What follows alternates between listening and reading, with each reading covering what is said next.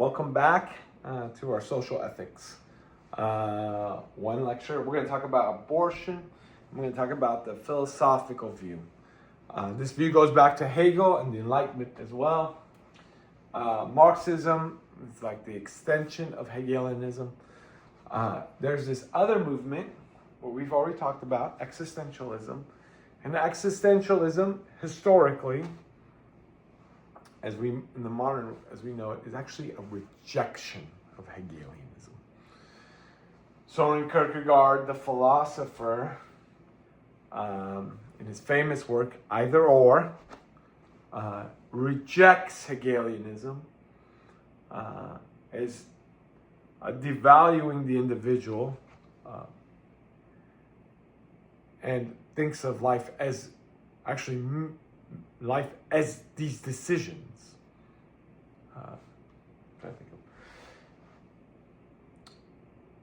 If I put a microphone in front of an existentialism, Kierkegaard might sway to and fro with this. But modern existentialism, he is his decisions.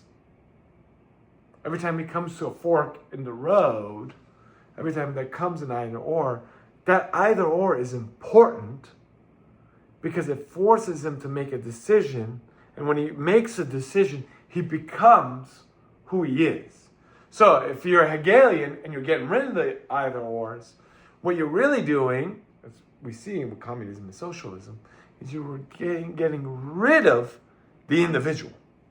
So if you think of Marxism as the extension of Hegelianism in a materialistic way, existentialism in its historical way, obviously there's been existentialists since the dawn of time, and as historically as we know it, is the rejection of Hegel. But one form, if I am my decisions, if I am the either ors that I'm making, every time I come to an either or, it goes back to that statement we talked about last time about Jean-Paul Sartre.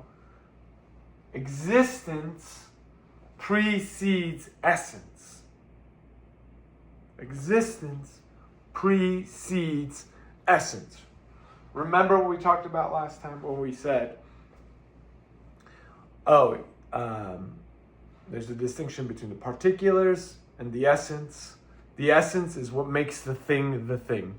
The essence is what makes a human a human. The essence is what makes a dog a dog. The essence of a dog is what makes it a dog. The essence of a chair is what makes it a chair. The essence of a lecture is what makes it a lecture. There are particulars that accompany every instance of, or incidentals that accompany every instance of an essence. So you can think of a lecture, a particular lecture, could be spoken in English or Italian or German or Russian or Spanish. So the language is spoken in is only incidental to the essence of a lecture. There's something other than the language that's spoken in that makes a lecture a lecture. Whatever that thing is, that's the essence. It's the thing, if I take it away, it can't be that anymore. But if existence precedes essence, remember Plato, we didn't talk about this, so I can't say remember, but Plato thought, most Christians would agree with this, that essence precedes existence, that there's this transcendent realm, the realm of the forms, and that realm is what decides the essences. It's in there. And of course, for Plato, the form of the forms was God. So every time a human comes to existence, it's manifesting the essence. But the essence always preceded any individual existence. Because of its emphasis on choice and deciding, the existentialists, not all existentialists, there's Christian existentialists who would disagree with this, but predominant existentialists or secular existentialists would say existence precedes essence. You exist, and then your choices make you a human. Your choices make you who you are. Okay. Now think of the abortion debate. If existence precedes essence,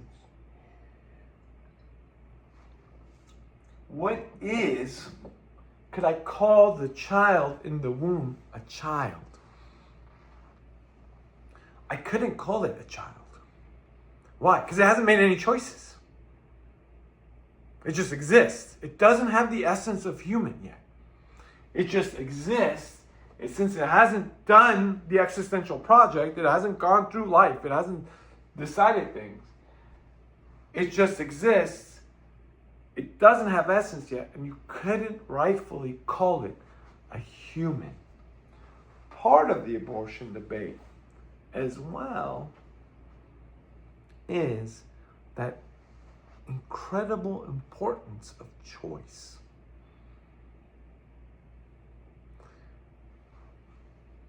If I'm taking away the choice from a person, I'm attacking their very person. I'm attacking almost their very essence. Why? Because I'm a composite of my choices. And if I'm a composite of my choices, if I begin to take away choice from individuals, it isn't simply a restriction of freedoms, but it's an attack upon their persons. Okay. This is a side note. You guys don't have to talk about this. But this form of existentialism is also what's behind transgenderism. Right? If existence precedes essence, you are, and then you decide what makes a woman, or what makes a man. You decide those things. And things like I'm a woman trapped in a man's body make complete sense to an existentialist. They exist. They decide, I have the essence of a woman, whatever that is. I've made the decision of what that happens to be. And my physical body is hindering my essence. But my physical body is what? My physical body is just a particular and incidental. It isn't part of my essence. My essence is woman. You think about a question like, what is a woman? Well, an existentialist is not going to say there is some transcendent definition of woman, because that would mean essence precedes existence. They're going to say, well, you want to know what a woman is? Ask a woman. She'll tell you what makes her a woman. Because they exist, and then they give themselves the essence of woman. All right. Until next time.